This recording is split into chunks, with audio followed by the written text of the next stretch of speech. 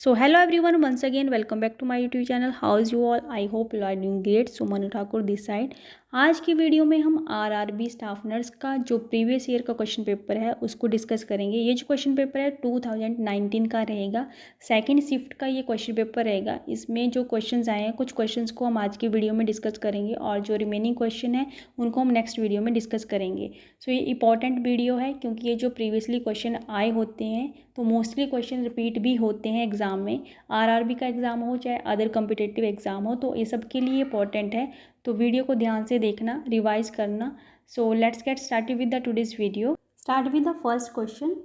Which is the plasma protein that constitute about 40 to 60% of total plasma protein? Options are fibrinogen, globulin, albumin, fibrin. So which one is the correct answer?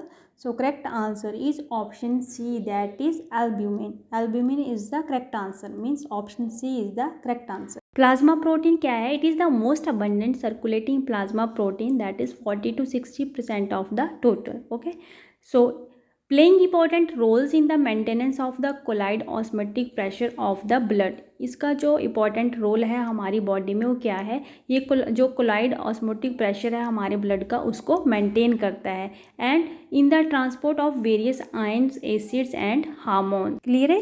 Next question is what is choanal atresia? Options are congenital obstruction of nasopharynx, congenital obstruction of the middle ear. Next is congenital obstruction of the urethra, congenital obstruction of the oropharynx. So which one is the correct answer? So here right answer is option A, that is congenital obstruction of the nasopharynx.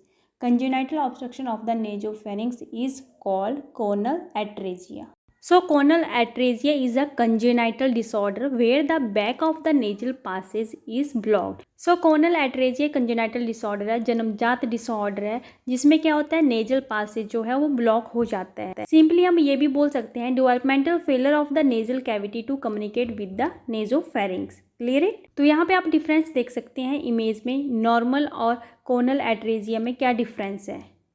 Come to the next question.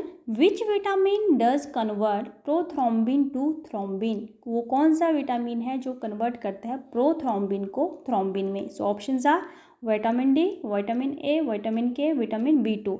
So which one is the correct answer? So here right answer is option C, that is vitamin K. Vitamin K है जो convert करता है prothrombin को thrombin में। So option C is the correct answer.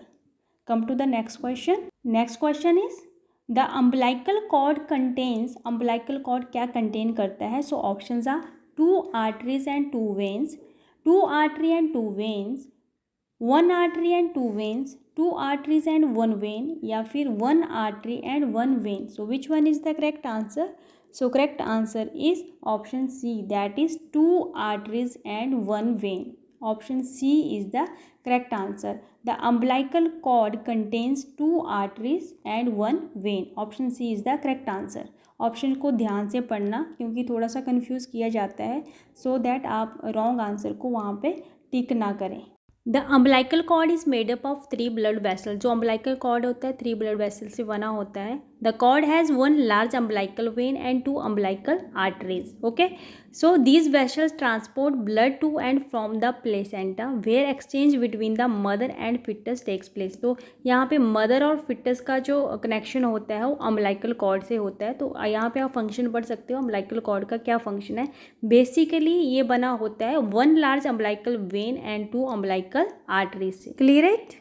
Next question is the metal produce ringing sound they are said to be. जब metal produce करती है ringing sound तो उसे क्या बोला जाता है? Options are ductile, malleable, lustrous, sonorous. So which one is the correct answer? So here correct answer is sonorous, means option D is the correct answer.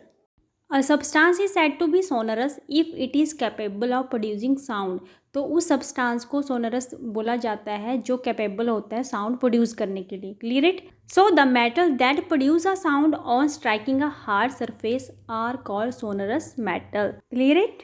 Come to the next question, question number 6. Psychoanalysis found by, psychoanalysis किसके द्वारा found किया गया था?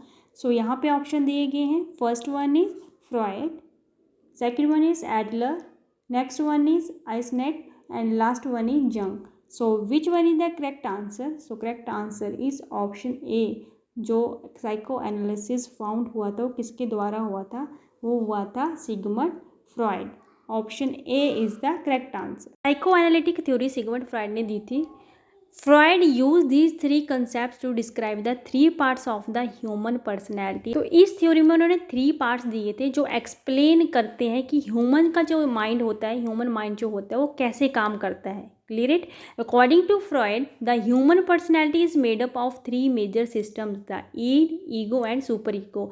आई hope ये चीज़ें आपने psychology में पढ़ी होगी तो आपको पता होगा ईड, ईगो एंड सुपर ईगो के बारे में। बेसिकली इस थ्योरी में उन्होंने ह्यूमन पर्सनैलिटी को डिस्क्राइब करा है कि ह्यूमन का जो माइंड है वो कैसे काम करता है। Clear it? Next question is world heritage site जिसका नाम है Fatehpur Sikri is situated in which of the following state. नीचे कुछ स्टेट दी गई हैं तो उनमें से आपको एक करेक्ट ऑप्शन बताना है कि जो वर्ल्ड हेरिटेज साइट है जिसका नाम है फतेहपुर सिकरी वो कहाँ पे सिचुएटेड है।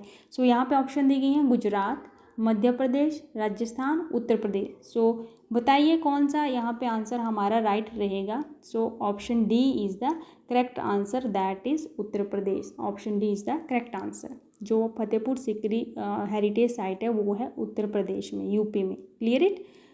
कम to the next question.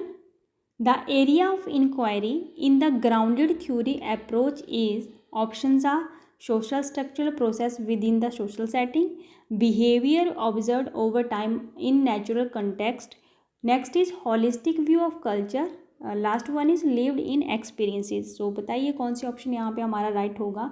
So option A is the correct answer, that is social structure process within social setting. So option A is the correct answer. Next one is which is the mode of inheritance of the cystic fibrosis.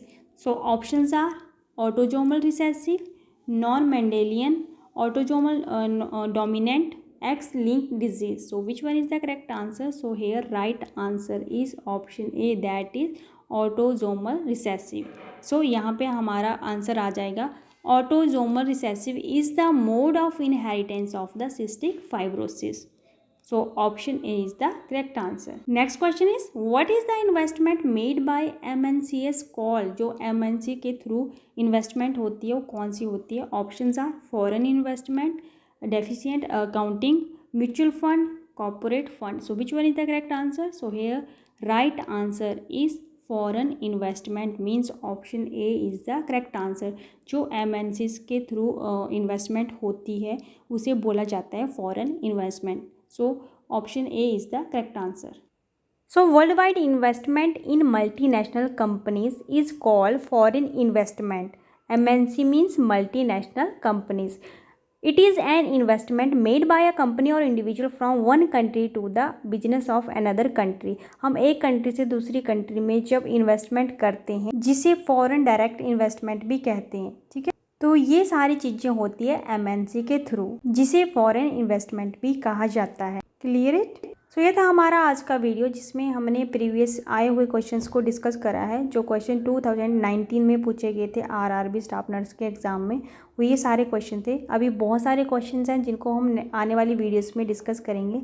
फिलहाल के लिए कुछ question थे जो हमने आज की video में डिस्कस करे हैं, तो इन क्वेश्चंस को एक बार रिवाइज कर लेना। और ये जो क्वेश्चंस है ऑल कॉम्पिटिटिव एग्ज़ाम के लिए भी इम्पॉर्टेंट हैं।